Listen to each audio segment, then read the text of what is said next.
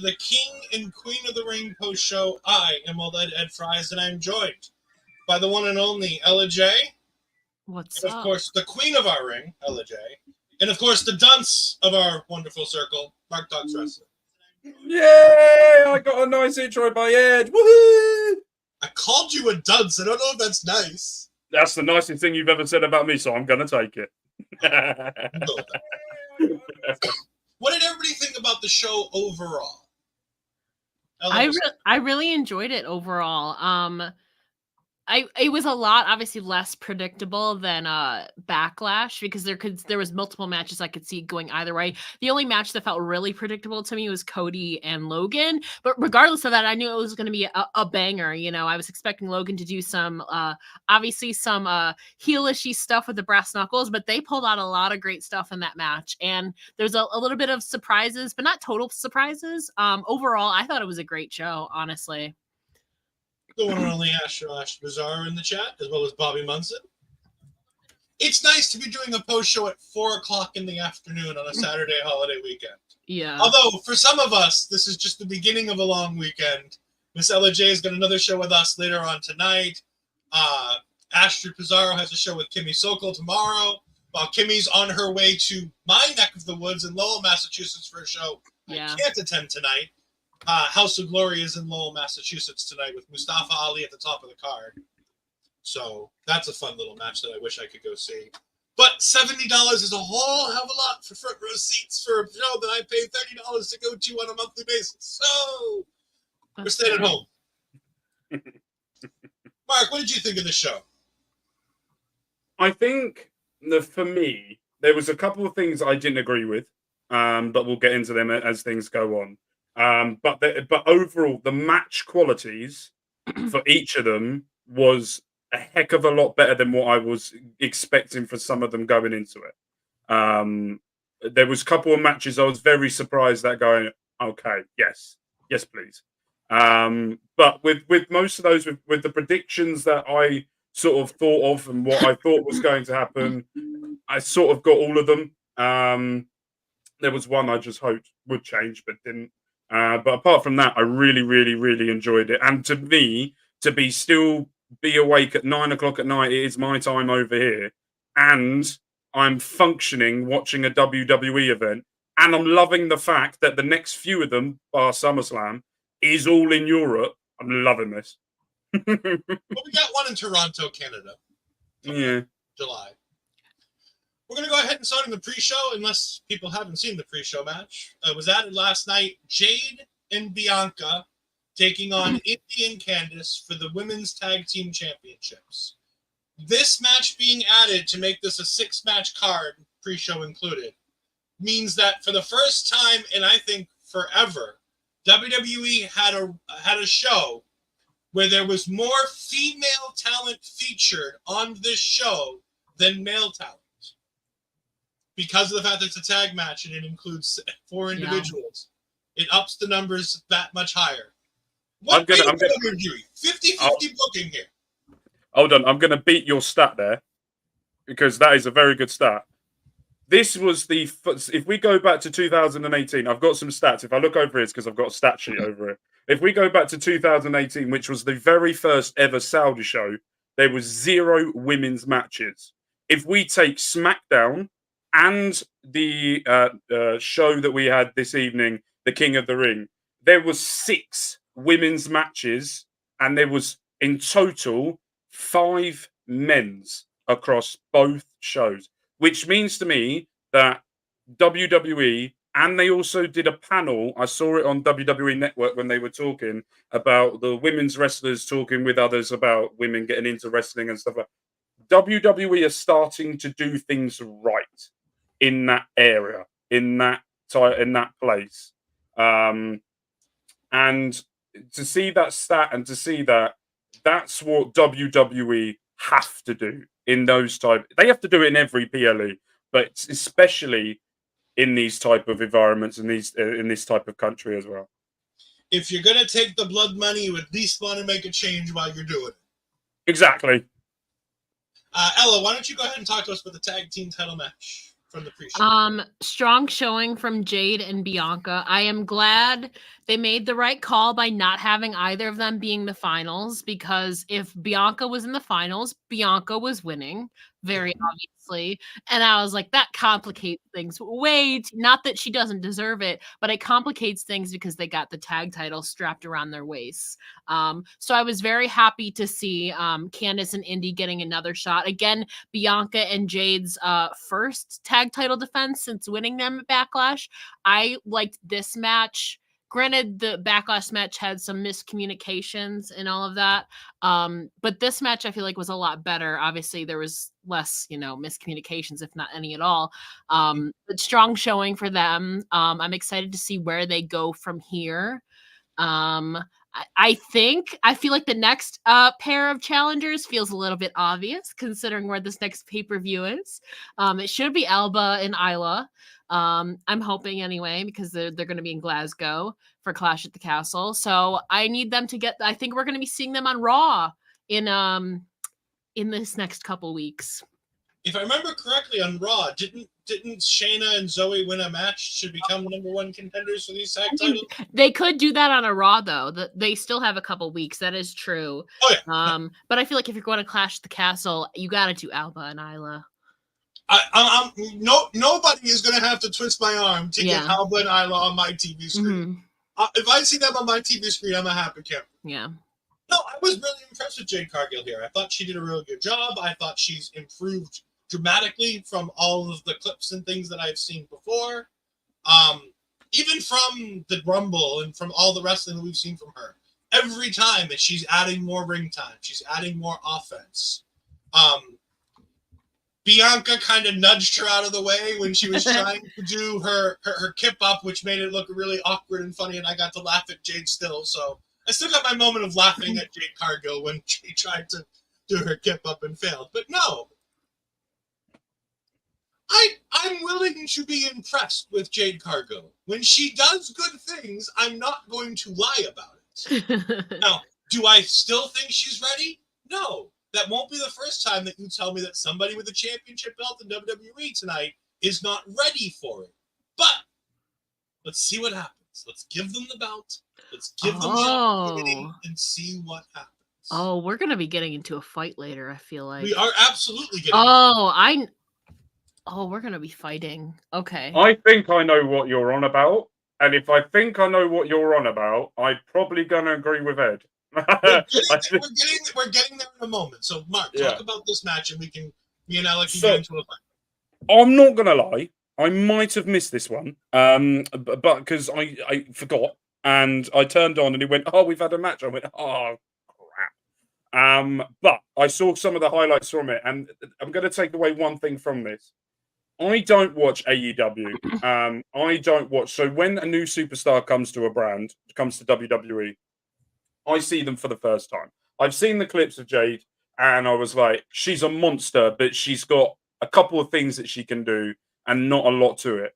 Ever since she stepped foot in that ring, I have been non-stop impressed with this woman throughout the whole time. Now, if you're telling me that there is a superstar that you can have two women's megastars, as in you've got Rhea Ripley, and now you've got Jade Cargill, you've got two women, Bianca Belair is there as well, and Bayley. Let's not forget, you've got more. You've now got probably 4 or 5 women who I would say are megastars, but you've got two, I would say, that push beyond the wrestling world that can do it. And you've got Rhea Ripley and Jade Cargill. You imagine if both of those women were holding titles at the same time, and WWE decided to bring back the Survivor Series, the proper one, where it was Raw versus SmackDown and the champion versus champion. Now, that is a match that I would get very excited to watch.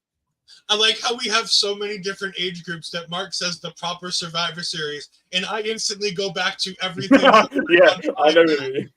And I'm like, yes, give me the proper Survivor Series where everything's a 5-on-5 elimination. We don't have those nonsense normal matches on a Survivor Series card. Well, I agree with the 5-on-5 ones as well, but the Survivor Series I loved the most was the Raw versus SmackDown versus Bragging NXT. rights. Oh yeah, that was 2019 was a good one. Yeah. That one is my favorite nearly of all time. Not that Pete Dunne lost, because I still remember that. I'm still heartbroken from it. But it was the whole event. It showed NXT. It showed the future stars, and the matches were brilliant. So for me, that's my favorite of all time. That's why I say I want to do. I would love NXT to get back involved as well. And do that again and showcase some of those younger talents and do that again. I think that would be a lot of fun.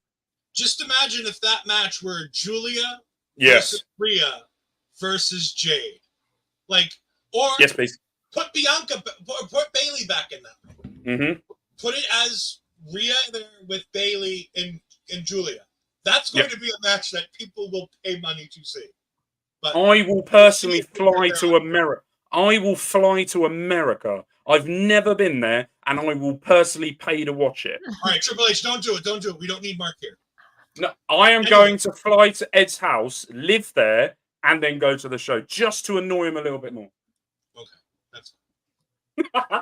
We have a doghouse outside that you're more than happy to live. Damn. Yes. Anyway, moving on to the main card in our opening contest. It was Me Against the Music versus Oops, I Did It Again. I mean, Becky Lynch versus Liv Morgan.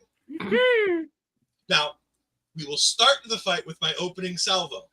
Liv Morgan is not ready to be a champion.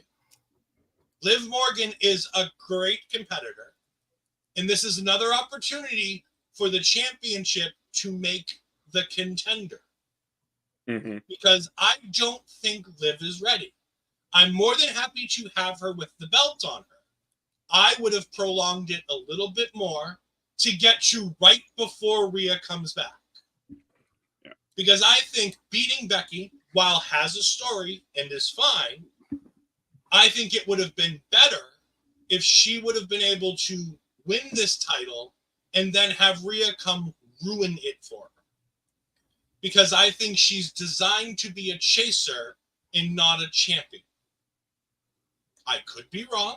I'm hoping to be proven wrong. I thought this match was perfectly laid out. There was a lot of good here, and including Dominic was fantastic. Because as the WWE Male Wrestler of the Year from our local establishment, anytime Dominic Mysterio is on TV, numbers go up. Yes. Yes. 100%. Ella?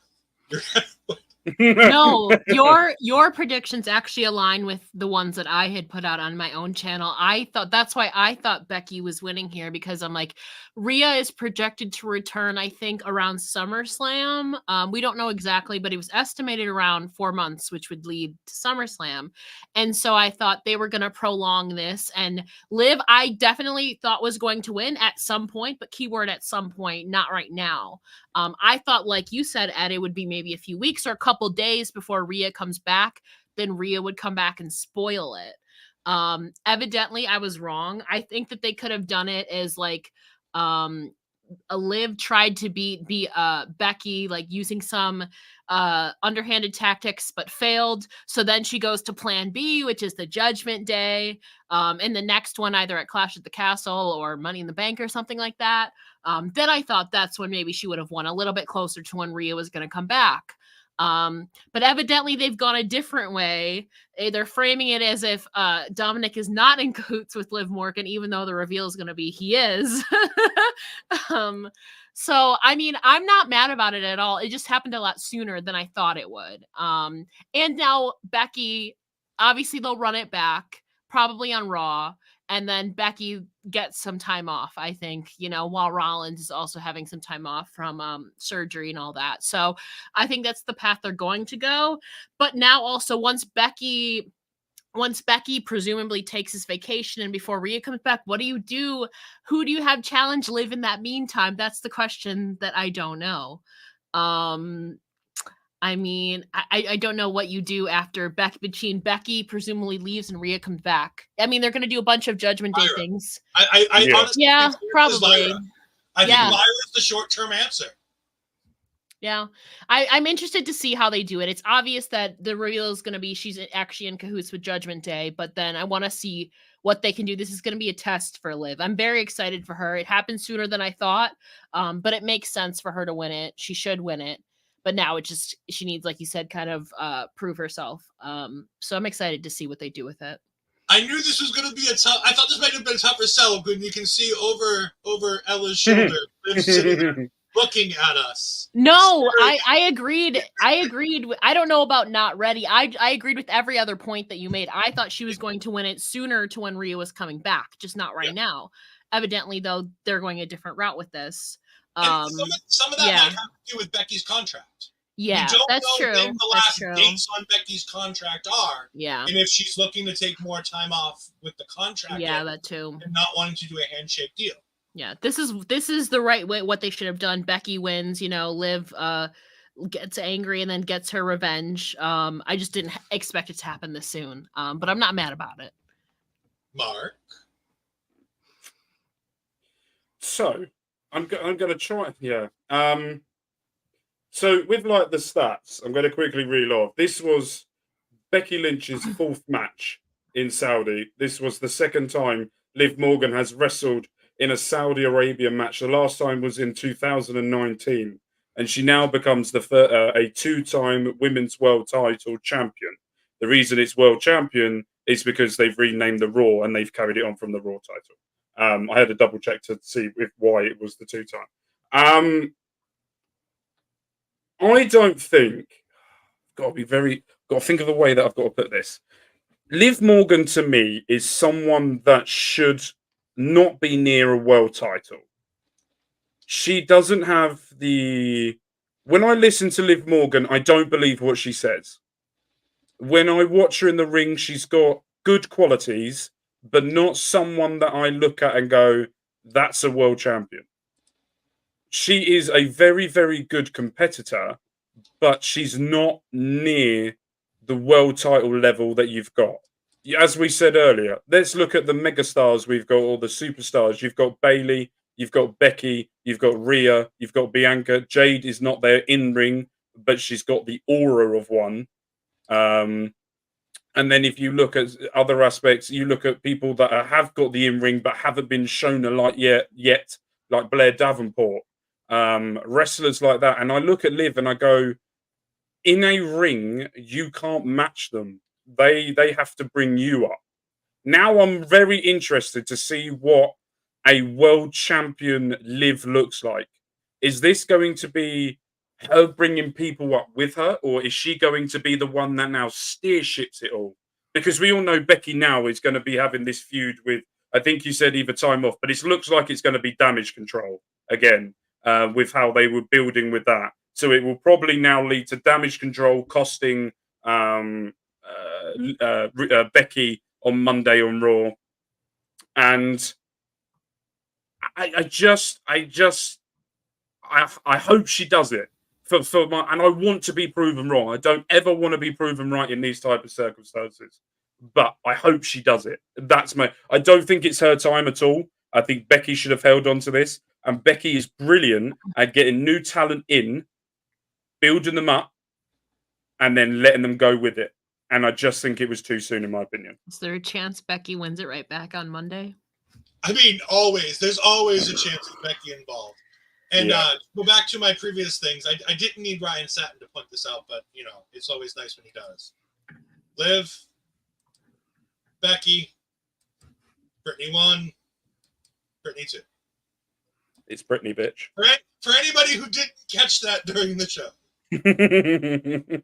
as a fan of Britney Spears from high school to now, yep. I was very keenly aware. It was ironic. I saw the interview with Liv talking about the attire, and I thought it was attire she'd already worn. I did not realize it was an interview about attire she was about to wear. Because I saw it on WWE social medias earlier this week. We do have Ashton pumping in saying, I disagree about Liv not being ready. This is a test for her and her growth. Yeah. I agree that this is a test for her. And I'm also in favor of putting championships on people to test them and see if they're ready. Because I, one random dude in Massachusetts, don't think she's ready, doesn't mean she's not. Mm-hmm. I don't see the work she puts in behind the scenes. I don't see the work that she puts in every day at the PC. I don't see the work that she's doing with all of these people being ready for these matches. I don't see any of that. So I could be very wrong. I have been in the past. I will be in the future. I'll be very wrong about many of things. And I will say on top of this as well, I want to be proven wrong, like I've said before. I don't want to be proven like what I've said is correct. I'm one fat man from England trying to say an opinion, and it doesn't matter what I particularly say. I've just given it. So for me, I want Liv, right, to prove me wrong and make me look like an absolute twonk, right? I want Liv now to hold that title up until whenever and become the megastar that she is. I want her to make the championship mean something, not the championship mean her something, if you know what I mean. She has to now go out, and I want her to do it. This is not me shitting all over her, excuse my language, but this is me wanting to see this Liv Morgan, and I want to see her do it. We've got our good friend Jose in the chat saying, I'm a 180 in the other direction. Yes, this program could have lasted longer, but the presence of Liv is undeniable. She's only been held back by her booking, and now she has the chance to truly soar. When they invest in Liv, she turns it out. Day one is a prime example. The setup was a cluster, with Rhea originally being the driving force and plans needing to change. I'm excited for the reign. I'm excited to see what she can do. I'm wholeheartedly rooting for her to succeed.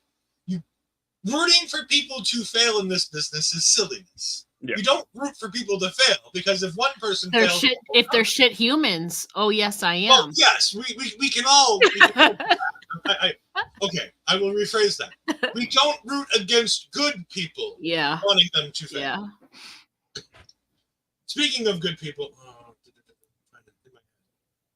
what match is next? I just lost track. Triple threat. I see. Triple threat. Okay, yes, the triple threat Intercontinental Championship match. Mark, I know you must have some stats here. Sami Zayn, the greatest Intercontinental Champion of all time, versus Chad Gable versus Bronson Reed. I'm not going to bite at that. This was the first time Bronson Reed had ever wrestled in a PLE or anything in Saudi Arabia. And as Michael Cole said on commentary, he has never won a main roster title. So Sami Zayn returning to Saudi since 2023 Night of Champions, where he faced Roman Reigns and Solo Sikoa, and he is a 4-time Intercontinental Champion. This is also, and I'm going to do a bit of a quiz for both of you, just quickly. We won't last it for too long. But the last time Chad Gable wrestled in Saudi Arabia was in 2019. He wrestled in a 10-man tag team match, as he was called Shorty G. And I want you to name me the other 4 tag partners that he had. Well, definitely Shelton. No, maybe not Shelton. Couldn't care less. Baron Corbin probably is in that match somewhere. Yeah, he was his partner. This was Was this SmackDown? This had to have been SmackDown. Probably No. Ziggler and Bobby Roode, maybe. So his tag team partners were Braun Strowman, King Corbin, Mustafa Ali, and Roman Reigns. Sure. And also, Chad Gable has never won a singles title in WWE. Yeah, the last time he held a singles title was the PWB Battleground Championship. Was the last time. But for me, this match ended wrong. I don't think Sami Zayn has done anything with this championship. You beat the longest reigning, the Intercontinental Champion in history, and then you go onto it to then get beaten down, and then you go onto it to have someone else and beat someone else up for you to then win it. I don't think Sami Zayn has been a good Intercontinental Champion.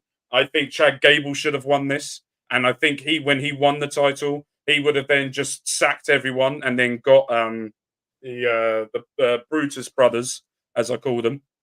That's what I call them now. I get them to bring it back and to team with them and push it forward.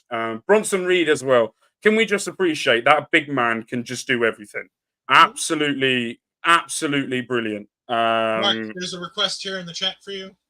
Please stop drinking the Haterade. No, I will carry on drinking that because Sami Zayn's not it. Sami Zayn is brilliant at chasing. Being champion, I don't feel it. When you beat the Ring General, you have to go on and be dominant. You have to go on and be dominant. But you don't. You can't. Yes, you do. No.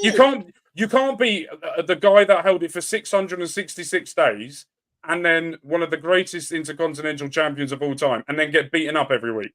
Yes, you can. More importantly, that's what should happen. No.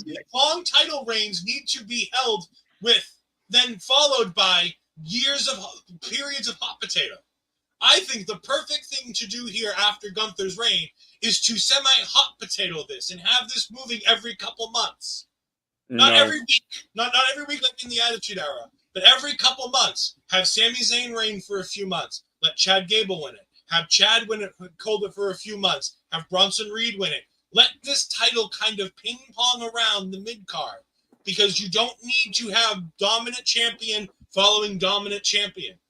I don't think Cody Rhodes should hold his title longer than 6 months. After a 2+ year reign with Roman Reigns, Cody's reign should be 6 to 9 months. It's going to be longer if they can't get Rock for SummerSlam, but that's what I think should happen. I don't think dominant champ. You don't need a dominant champion to go after a dominant champion. I don't. Hold on, we're not skipping that comment. We're not skipping. Orton says hello. First of all, SummerSlam heel Orton says hello. We'll wait on that. Did you just say you think on the card? Wait. You think that The Rock is going to beat Cody Rhodes for the WWE title? Yes. You no. Yeah. No. I am the biggest. I don't know if you've watched WWE before, but yes, no. I am the you. It for will be anybody who thinks Rock can't take a championship from a dominant champion who everybody loves, all I have to tell you is Royal Rumble CM Punk. Yeah, but he deserved that. No.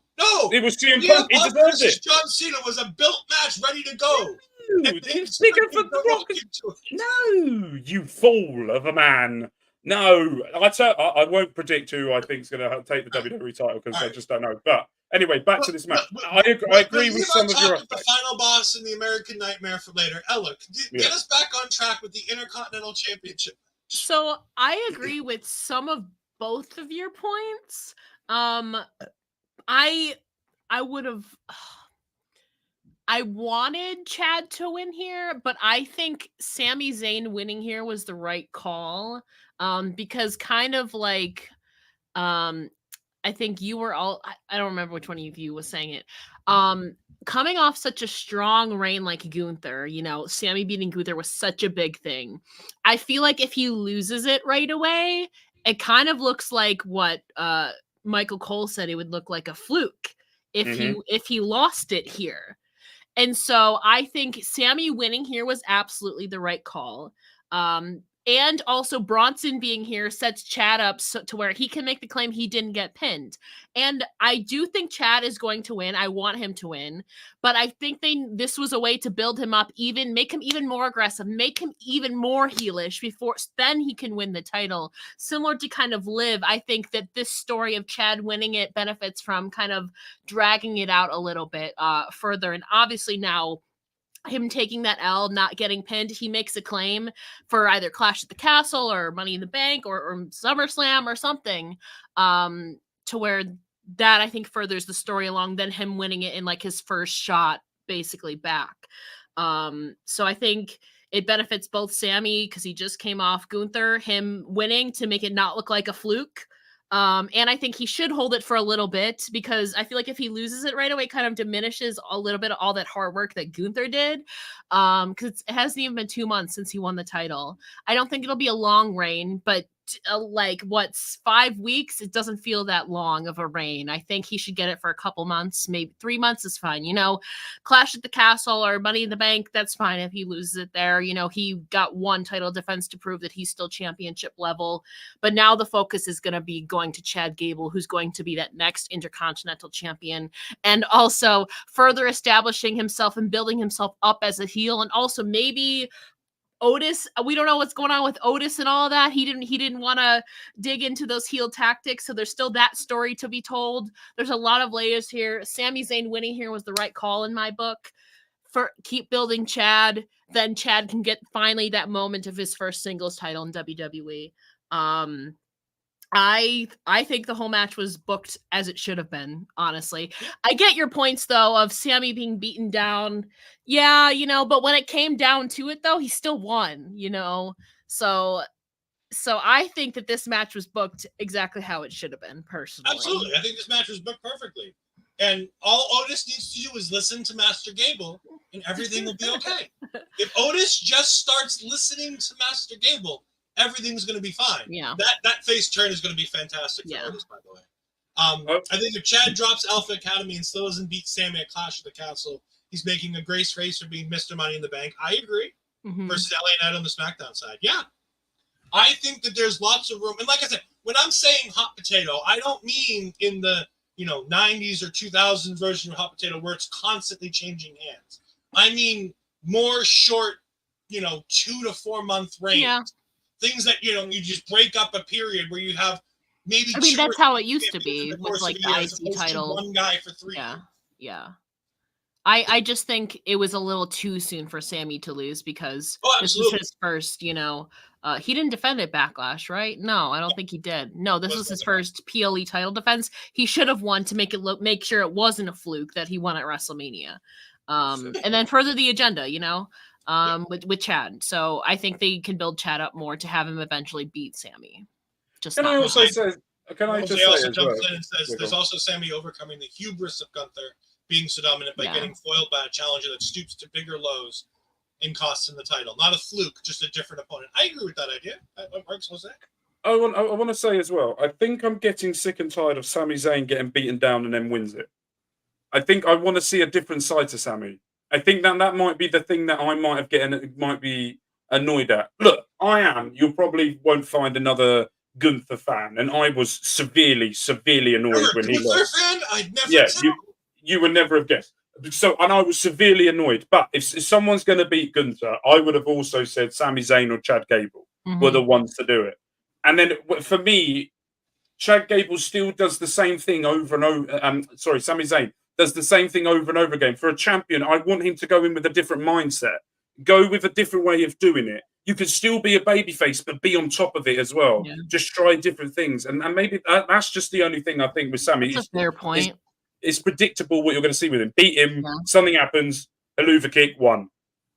But I mean, that's been Sami Zayn since he came to NXT. And with Talking Takeover, we may not should have had the joy of being able to watch the generation of Sami Zayn in NXT, and we just covered Sami Zayn winning the championship, only to have Kevin Owens turn heel on it. Oh, what is it about Sami Zayn? He wins a championship, and all the people who help him get there turn their backs on him.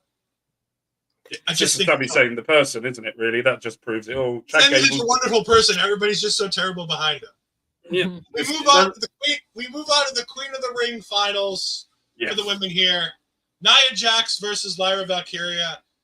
And I'm going to say, to this point, this was my favorite match of the night. This was by far and away, even after the triple threat match, which I thought was going to be my favorite match of the night. This match really surprised me. Nia Jax is doing the best work of her career. Again, not a high bar to leap over, but she's doing the best work of her career. Lyra Valkyria is from the Bird Lady on NXT when she started debuting, and they had all those horrible vignettes for her. She has progressed so far, so quickly. And you have to put it on the work that was done when they took the title off Roxanne. Building her to be able to take on Tiffany at Battleground. And then after Tiffany won the championship, continuing to build her to be able to then take the title off of Becky Lynch in NXT. And now she comes to the main roster via the draft. Surprisingly, through the draft, becomes a main roster talent. And instantly goes over people that everybody thought were certified locks to make it to the finals of this tournament, especially somebody like Io Sky. I was tremendously impressed with how this match was laid out. I thought Both ladies put out an incredible effort. And I just have to, because this finish is one of the most incredible finishes I've seen in some time. Like, mute. We don't get in trouble with WWE. Mute. Oh, come on. No, they copyright everything. I'm sick of WWE copywriting everything. It's doing my head. They're not as bad as New Japan. Not as bad as Big Oh, really? Even the WWE 2K24 games, they go, nope, can't show little videos on that because it copyright everything of yours. My internet won't do it, but Lyra Valkyria slips out from underneath her, and then in trying to powerbomb her, gets annihilated. Like, both in move game and in reality. I was very happy to see that she was still breathing after that annihilator that she landed on.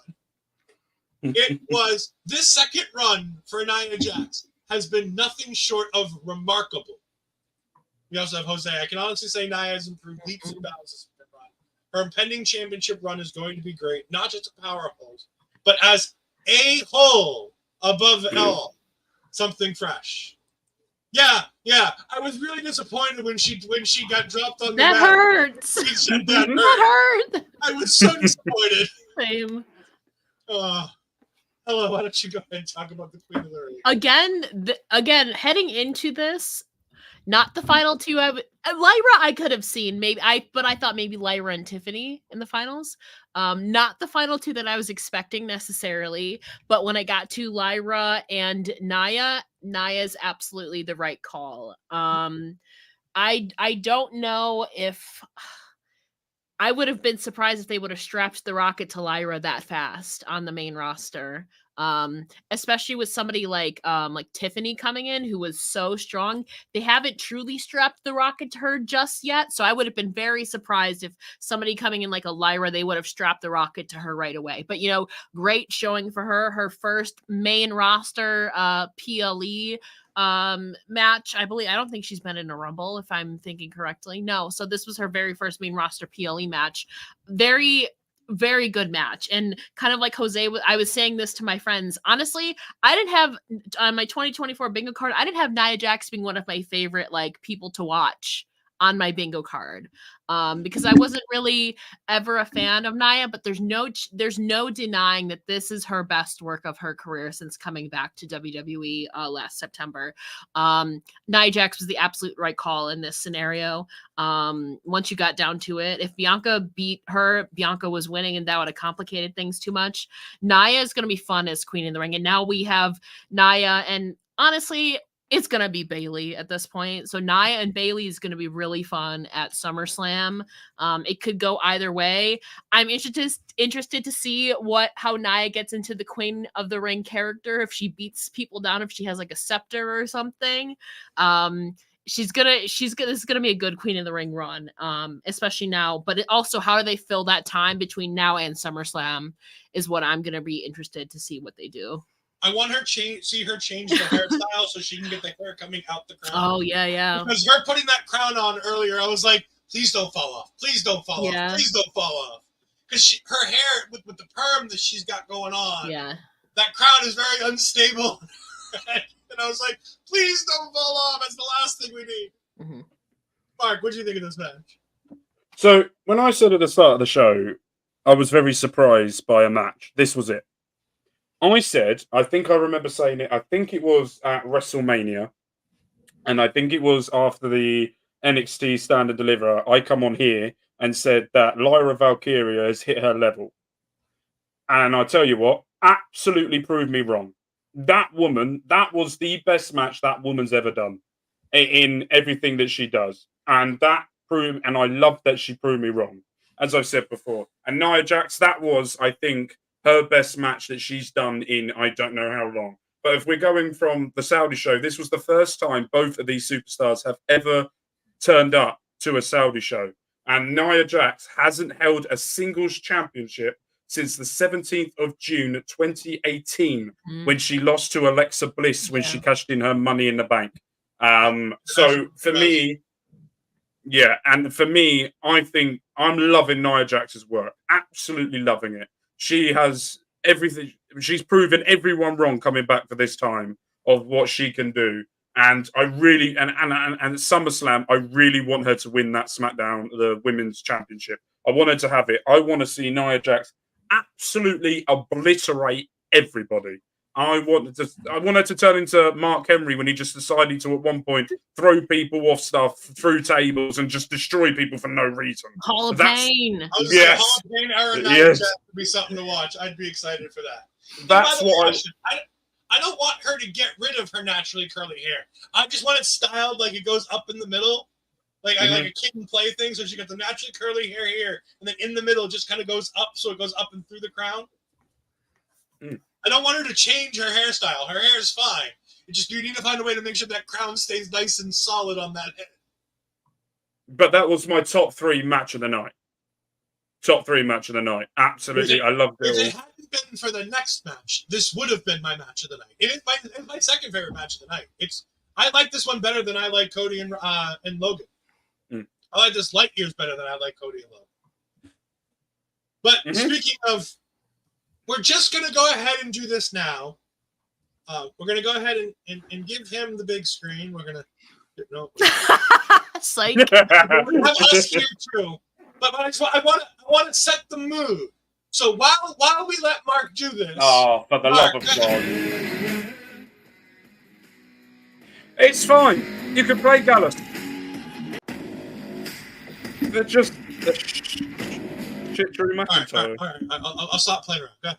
Thank you. I've had enough of Gallus, and seeing them quite a lot on Tuesday night really hurt me.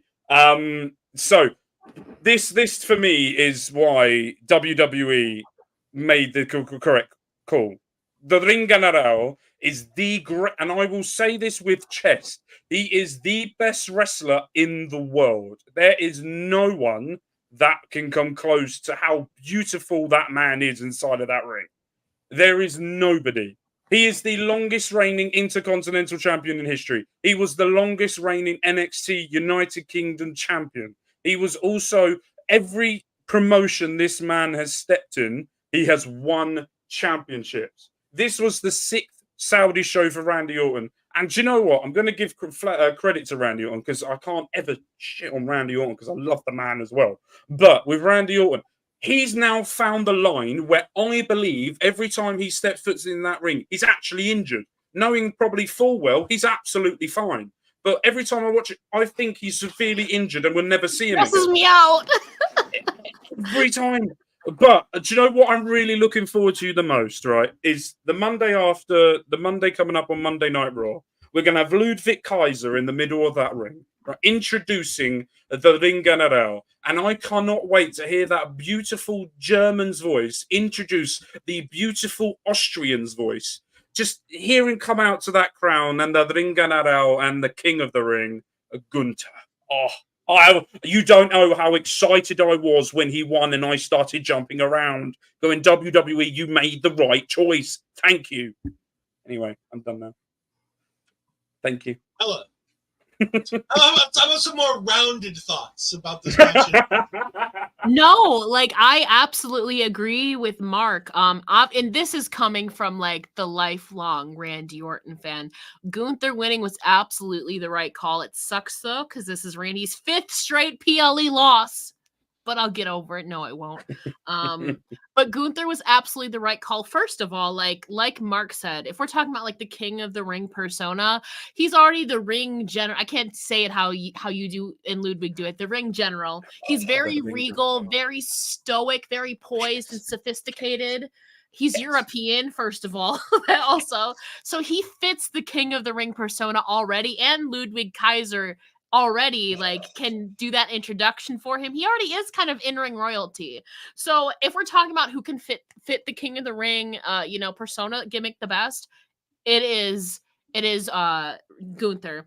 And also at this point though, Randy Orton does not need the King of the Ring thing. He's already accomplished so much, and you don't need him to win this to get to a championship match at SummerSlam. Not that you needed to with Gunther either, but with Randy again, he's just naturally going to get like some match at SummerSlam regardless, whether it's against Cody or whoever else. So I think Gunther was the right call here. So he's obviously getting a guaranteed World Heavyweight Championship opportunity. I'm just worried that it's going to become overly complicated with because Drew is now facing Damian at Clash at the Castle. I'm very worried it's going to get overcomplicated with Drew, Damian, Punk, and now Gunther. That Gunther might get swallowed up a little bit. I'm just worried about that. I'm very worried about that. Just because there's so many moving pieces. I just worry about how they're going to book him. That's the only thing I'm worried about because there's so many moving pieces around that World Heavyweight Championship scene this summer. That's the only thing I'm worried about. But I am very excited whether he's facing Drew or who knows, it could be Punk for all we know. But I think, like you said, Mark, this was the right call. And again, this is coming from the Randy Orton fan. I said this going in. Randy should not be winning this. It should be Gunther. And it was Gunther. And they delivered a banger. Not that we expected any less. I mean, I don't have much to say other than I'm just going to put this is just something I need to put up on screen just so, clarity's sake. Like Ronda Rousey, Gunther never won this match because that is true. Also, he did have his shoulder up. Yeah. Can I just point out? Did you hear the referee count to 3? I did. Did you see him? Yeah, but did you see Triple H then give Gunther the crown? I did. So then he won. Thank you very much. I will continue to reiterate. Keep in mind, though, afterwards, they didn't even acknowledge it. When they showed the replay, they showed it from a different angle, so you couldn't see Randy's shoulder. So obviously, that was not meant to happen. Cole said it at one point. He's like, I don't think Randy's shoulder was down. And then you heard Greg say, it doesn't matter. But I am so excited now. I want to see how this Randy heel turn happens. Maybe that's part of it. His shoulder wasn't down. I'm excited to see this Randy heel turn unfold and Randy and Cody to go at it at SummerSlam. Yeah. Punk caught Drew. Punk versus Drew at SummerSlam. Damien versus Gunther at SummerSlam. And then we get new champion, the King Gunther. Very possible. There's so many question marks. Obviously, we know Gunther's getting it, but it could be Punk, it could be Damien, it could be Drew. We don't know who he's facing it because there's so many moving pieces in that. But if there's anybody who can body the King of the Ring, it is Gunther and Ludwig Kaiser. So this is the right call to make. We've talked about all the moving pieces. By the time SummerSlam there is also Money in the Bank winner. That's true. There are so many fun things to throw in that. But no, this was a great match. I really enjoyed it. But justice for Randy. His shoulder wasn't down. It was down. I heard the 3 count. Mark, yeah, but that's photoshopped. Nah, photoshopped. So so even if there was a 3 count, that doesn't necessarily mean his shoulder was down. That just means the referee didn't care and just counted anyways. Agreed. That doesn't mean his shoulder was down. I'm not saying he didn't win. The referee just didn't pay attention. Also, I'm going to point out as well, the referee was literally in line. I know. Looking right now. Going, well, this is the finish of the match. 1, 2, 3. When he hit the 3, I went, and then they went the winner, and I went, yeah! I was waiting. But as I said, and I do. But what I will say is we were talking about. We're going to talk about Cody Rhodes now, and I do see Randy Orton. There was that showdown on SmackDown where Randy was very cold towards Cody. If you watch it, he was, and I was like, I'll KO him from literally out of nowhere. Do it just for a laugh. It's what we deserve. Yes. Heel Orton against Cody Rhodes, bitch. Yes. It's just another opportunity to let Cody continue to tell stories that he can win without anybody giving the shit. Yeah. It's perfect matches for Cody Rhodes to happen. They're going to be fantastic matches that are going to be enjoyable to watch, where the outcome is not a question in doubt. But this one has an actual story to it, though. Yeah. There's deeper layers to it. Yeah, and it'll be full circle of Cody beating his mentor. This one has stories. She did say that. She will kick me out in a minute as well. Don't worry. Yeah, I will be getting kicked out quite a lot in a minute as well. So I think the Wyatt 6 are going to Raw. I don't think they're going to interfere with Randy. They're going to Raw, not SmackDown. I think it will be the perfect place for SmackDown, and I think it will be a perfect place for SummerSlam. I think it's going to be a slow build to SummerSlam, where I feel like Cody Rhodes will beat most probably The Rock or someone of that ilk, and then all of a sudden, hello Wyatt Six, and then you now have your WrestleMania possible match. That's 2 days after Clash at the Castle on Raw. It's the Monday after 17th. Okay. See, I feel like it has to be Raw because that video, the Wyatt family debuted on Raw. I feel like they're going to keep consistent with that. June 17th is also a Monday of Raw. So more important than any of that, Braun Strowman, if going to be in this, is on Raw. Yeah. Just saying. So I think it makes more sense for it to be. Also, can we appreciate the videos that they're making? Right, I'm going to be honest. I'm not a horror person, right? I get scared very, very easy, right? Every time I watch these QR codes, I'm scared out of my mind that something's going to jump at me. And not only that, what they're doing to build this up is going... I just really, really hope that they get this right. I really hope that they do everything. The people are all lined in place, knowing what they need to do, how they need to do it. Everyone is prepped, and they go at this like mental. And I really hope that Bo, Uncle Howdy, however he's going to come back as, the Fiend, I think is also being talked about, that's going to be one of the characters.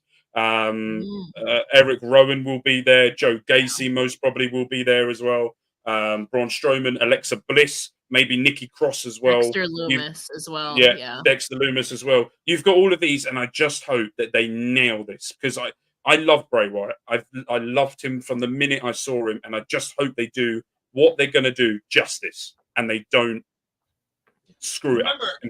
I think the person that everybody's forgetting that's involved in this storyline that nobody may not remember, Rob Fee is the one who's working hand in hand with Bo Dallas and Triple H to make this happen. For those that don't know, Rob Fee was the man who was hired specifically as what they called, his official title was long-term storytelling consultant. And his main job was literally work with Wyndham to get the crazy things that Wyndham has in his head to somehow make sense so that he can explain it to Triple H so that Triple H can put it into a wrestling capacity. Yeah. That was the job of Rob Fee. He was to funnel the greatness that is Bray Wyatt and the crazy ideas he had to somehow make sense inside of a wrestling capacity. And he is still currently employed by the company and is instrumental in this storyline. So, as well as having Gacy and Alexa and Dexter and having Braun Strowman and having Rowan and having Bo, let's not forget Rob Fee is a very important part of this as well. I'm excited to see about Bo as well. Bo's had a lot of different characters ever since stepping foot. He was the first ever NXT champion, if I'm right. Or he was one of Seth Rollins. Seth Rollins was, yes. Seth Rollins, Biggie Langston, then Bo Dallas. Right, yeah. And then he went to Royal Rumble and got a big push at a Royal Rumble after. And then he just sort of faded away a little bit and just went down. And then now this is the Bo Dallas that I think we all want to see. And I think this is the Bo Dallas I feel like he will feel most comfortable in portraying. I'm backing him all the way. I'm backing him to do it. I believe in Bo. I'm just going to say that. I believe. Anyways, we're moving on to the main event as we're now 55 minutes into the show. Cody Rhodes versus Logan Paul. Astrid's favorite Puerto Rican wrestler. You have to. Every time we talk about Logan Paul, I heard. We have to do some match. As Pat Patterson would say, this match was full of the gaga. The gaga was everywhere in this match. They couldn't do enough crap in this match. Between getting Michael Cole involved, between getting Ibrahim Al-Aziz involved, to getting Logan's dumbass buddies involved, to involving the referee. I mean, God knows everything was involved in this match. Astrid raising her hand, obviously, to prove that Logan Paul is her favorite Puerto Rican wrestler. Absolutely. I thought this was 10 minutes too long. I thought this was wildly entertaining, but I could have done with about half the stuff. It was fine, but it meant nothing. We'll move on, and if the only thing coming out of this is going to mean anything, is Logan Paul versus either Michael Cole, which I pray I never have to see Probably Michael Cole pass. wrestle again, or the one thing I'm kind of into, Logan Paul versus Corey Graves, which I could be down for. I could be in for Could Corey also Graves. be Pat McAfee representing Michael Cole. That would be fine, as long as Michael Cole's not in the fucking orange spandex. Because I want the orange spandex back. I want that back. No, Yes. No, Mark. I do too, low key. Second time. All right. Ella, why don't you go ahead and talk about the main event? This was the only match that I was 100% certain on. Again, the rest I could have seen going I was 4-1 on my predictions, but overall, but the rest of the matches I could see a case for it going either way. But this was obviously the match. Cody Rhodes was not going to lose his title here. That would have been insane. I think the right call was to only have it for his title, because Cody holding 2 titles. Again, how do you book to take one of the titles off of him then? That just complicates things too much. So this was the right call, Cody retaining. I did expect there to be some shenanigans, whether it be with the brass knuckles or they're back in Saudi again. Logan obviously did the frog splash onto the table. The Cody cutter off of the barricade was really cool. Him hitting a vertebreaker was not on my bingo card. That was a different finish that we haven't seen from Cody in a while. This match was exactly what I expected it to be, a mix of high flying action, some outside shenanigans from Logan Paul, but obviously Cody overcoming that as he does. I thought it was exactly what it should have been. Maybe, like you said, it could have gone a little bit shorter. But this is exactly kind of what I was not expecting Michael Cole and Logan Paul to go at it, so I will say that. But for the most part, this is exactly what this match should have been and kind of what I expected it to be, minus maybe a couple minutes less. But other than that, yeah, I think it was I think Cody starting out with AJ and then Logan are good opponents. AJ seems to be wanting another title shot if you watch SmackDown. So I think AJ is going to be coming in and just start attacking Cody Rhodes until Cody gives him a title shot that we probably get.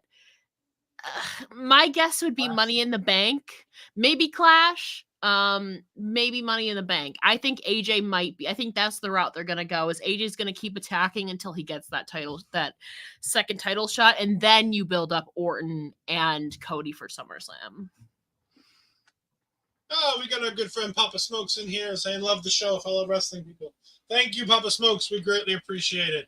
Mark, let's see how many times you can get kicked out here. I'm not going to get kicked out yet, because I want to talk about this. Logan Paul, that was his 13th ever wrestling match. And if you compare that to Cody Rhodes, who has now wrestled 2,032 times in his career, and the comparisons, you wouldn't really, if you didn't look at the stats or didn't know them, you would never think of the abilities of both men, of how it was. But as Astrid will know, the greatest Puerto Rican wrestler that's ever existed in Logan Paul, going into this match, you just knew. And what I want to point out was that camera angle for when Logan Paul put Cody Rhodes through the table, with how the motion of it went round him when he was drinking. Yes, I have found Cage Match. I love it. As he goes around when he does the bottle and sprays it like Triple H and then jumps up, that camera angle was utterly beautiful for what they were doing. But at the end, it's a Logan Paul match. You know that everything's going to be shenanigans. Yeah. Stuff's going to happen. Stuff's going to happen that you just go, what is actually going on here? When I watch Logan Paul, and Cody Rhodes coming out on top was always was always going to happen. But what I will say as well, with Logan Paul, I want to see him. He's going to lose his championship at SummerSlam. That's my prediction. I don't think he loses it before then. But I want the next PLE is Clash. Is that right? Yeah. Is Clash the next one? So Clash is the next one. By the way, WWE, you need to sort out your prices because they're utterly ridiculous for the area of Scotland you're going in and the hardship of the money that you're trying to get people to spend. It is utterly, utterly just robbery. Put your prices down and make the people of Scotland actually go to your shows instead of robbing them. Thank you. I want to see in Glasgow. I want to see Logan Paul versus Pat McAfee or Corey Graves. I want Corey Graves back in the ring. I want to see what he can do. And then Corey Graves is not going to win. Or Pat McAfee will probably win. But it won't be for the title. So for me, that's what I want to see next for Logan Paul, is to do that type of match. So Cody Rhodes, it has to be either AJ Styles or Randy Orton now. Randy Orton can make a claim that he never got pinned. And the Ringanarao, who actually won beautifully. He's got. You can put that. It's Photoshop. I can see the edit of the Photoshop there, Ed. So you need to put that away.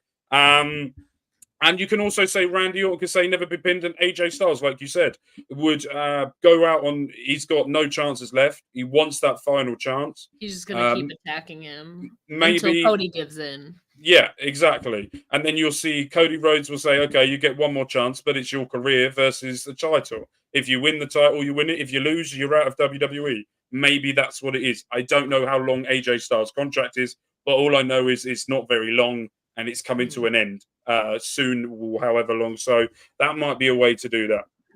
I think you should be. I like the idea of it'll probably. I don't know, because like Pat's on Raw, Corey would be fun. Pat or Corey would be a fun Clash at the Castle thing. I think after that you have to do LA Knight and Logan Paul.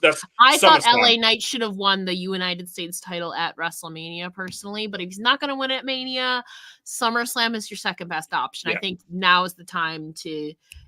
LA's been falling a little bit to the background. You need to heat him up again. And we saw a little preview of that. I loved the promo battles last year in the lead up to Money in the Bank between Logan Paul and LA Knight.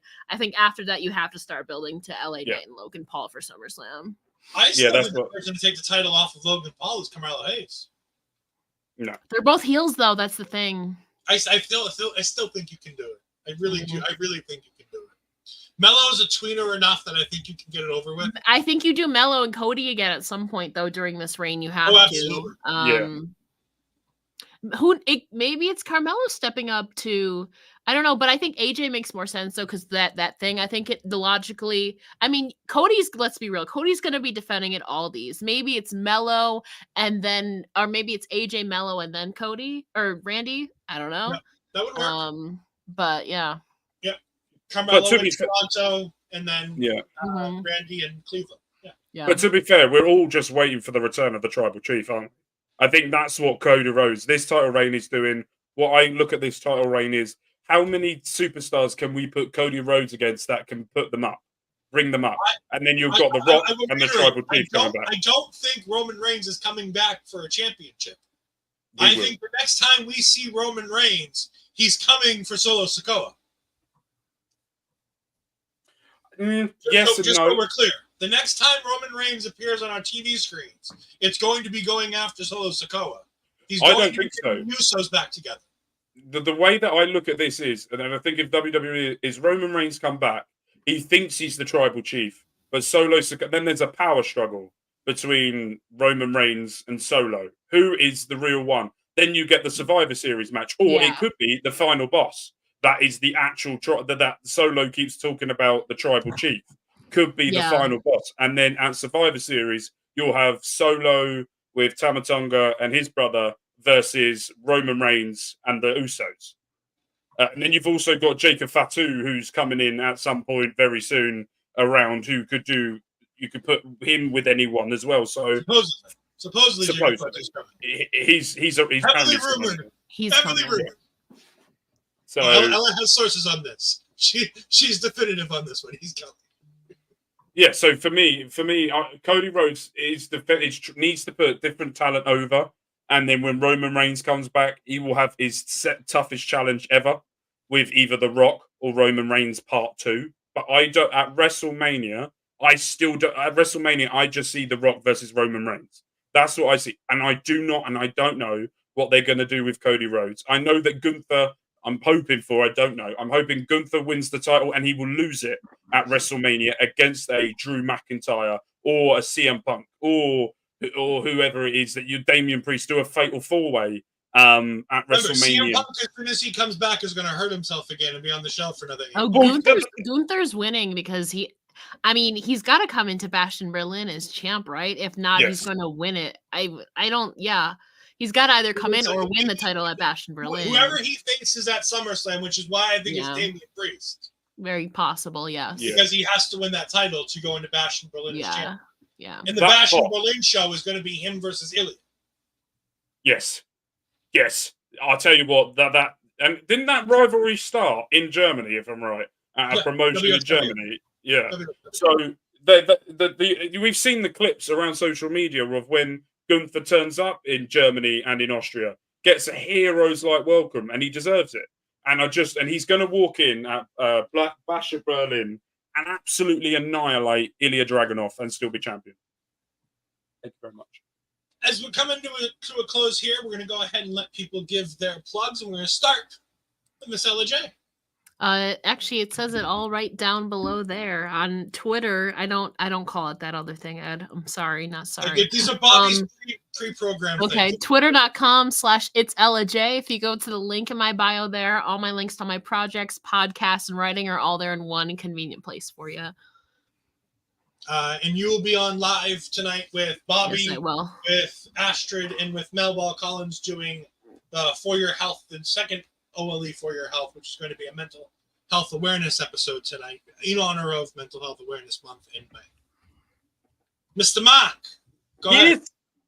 Well, but before I get into my stuff, I just want to say thank you guys ever so much for having me today, and it was a privilege to finally actually be on screen with Ella, who is absolutely incredible in everything she does. So I just want to say, keep doing what you're doing. You're doing absolutely amazing. But for me, I have got a WWE 2K24 Universe mode with Bobby Money Munson, who is the MLW General Manager, Lauren Goodnight, who is the AEW General Manager, and me, the WWE.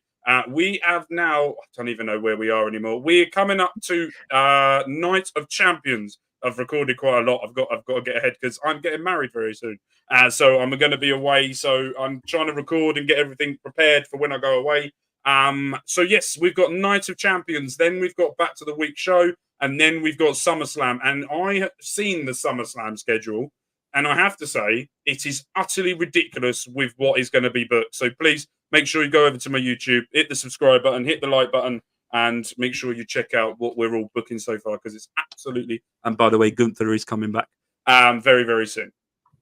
And of course, you can find me on Twitter at EdFries12584. You can find me on the Twitch at twitch.tv/EdFries2002. I will be back this Tuesday night. Thank you, Jose, for filling in for me. It was greatly appreciated on Tuesday, as I was not feeling well. Thank you for filling in for me. I'll be back with Ash as we talk all things NXT as they head to the baby event of them all in Las Vegas at the UFC Apex. Big little arena. They did 60,000 people in Philly, and then for some reason they need to do the Apex in Las Vegas because reasons. Money. I don't know, but it'll be an interesting show to watch. We've got women potentially main eventing that show with Shayna Baszler versus Lola Vice, unfortunately, but Shayna Baszler will be their main eventing, so that will be good at least, if nothing else. No, thank you. Stop pulling your own Lola Vice, or I'll get you off screen. Thank you for joining our dynamic establishment. Yes, our dynamic establishment. I did message everybody and tell them immediately that we needed to change our name to that. I know. Thank you all for joining us. Like I said, as Asher says, it'll be a Knockouts Knockdown reunion plus Bobby on For Your Health tonight, so definitely go ahead and check that out. Oh my God, that's so true. It was very dynamic tonight. But thank you all for joining us. We greatly appreciate it, and we will see you all next time. Goodbye.